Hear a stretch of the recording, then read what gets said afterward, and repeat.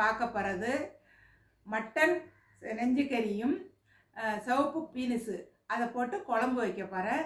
அதுக்கு தேவையான பொருள்கள்: ஆட்டு நெஞ்சுக்கறி, சிகப்பு சோயா பீன்ஸு, கறி மசாலா, இஞ்சி, சோம்பு, சின்ன வெங்காயம், குழம்பு பொடி, தக்காளி, நல்ல எண்ணெய், பச்சை மிளகா, கருவேப்பிலை, உப்பு, தேங்காய்.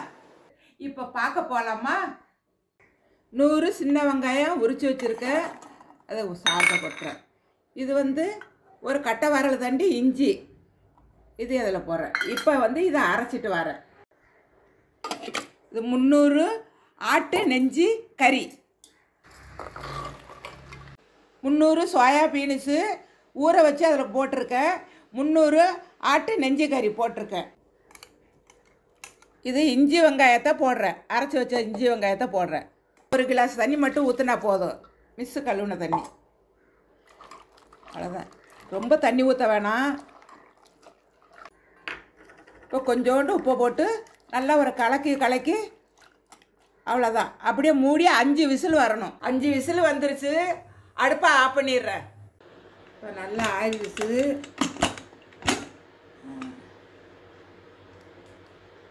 எல்லாம் நல்லா வெந்துருச்சு. இப்போ அடுப்பை பற்ற வைக்க போகிறேன். இப்போ எண்ணெயை ஊற்றுறேன். எண்ணெய் நல்லா காஞ்சிருச்சு. கொஞ்சம் சோம்பு போடுறேன். சோம்பு நல்லா பொரிஞ்சிருச்சு. இதில் சின்ன வெங்காயத்தை போடுறேன்.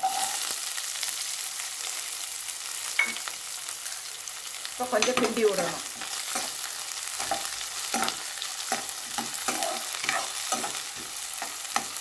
சின்ன வெங்காயம் நல்லா வதங்கிருச்சு. இதில் ஒரே ஒரு பச்சை மிளகாய் போடுறேன் வாசமாக இருக்கிறதுக்கு. அதில் கொஞ்சம் கருவேப்பிலையை போடுறேன். அதிலே தக்காளி 200 தக்காளி வெட்டி வச்சுருக்கேன், அதையும் போடுறேன். இப்போ நல்லா வதங்குற வரைக்கும் கிண்டி விடுறோம். இதில் தக்காளி பார்த்திங்களா நல்லா வெந்துருச்சு. இந்த மாதிரி வெந்த பிறகு தான் போடணும். இப்போ கறியை கொட்டுறதில்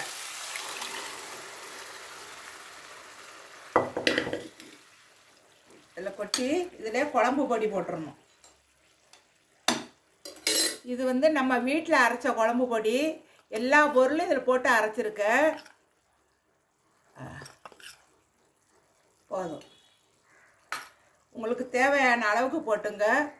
அதுலேயே கொஞ்சோன்னு கறி மசாலா கொஞ்சமாக போட்டால் போதும், இவ்வளோ தான் போடணும்.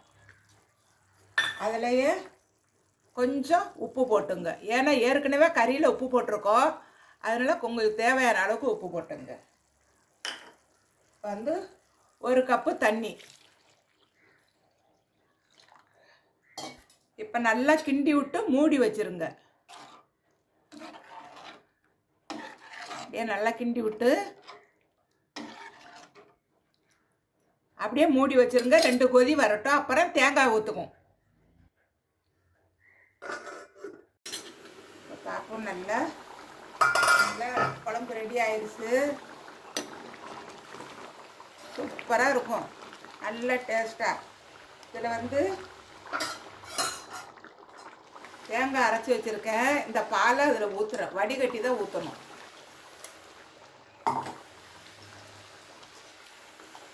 இந்த சக்கையை கீழே போட்டுருங்க.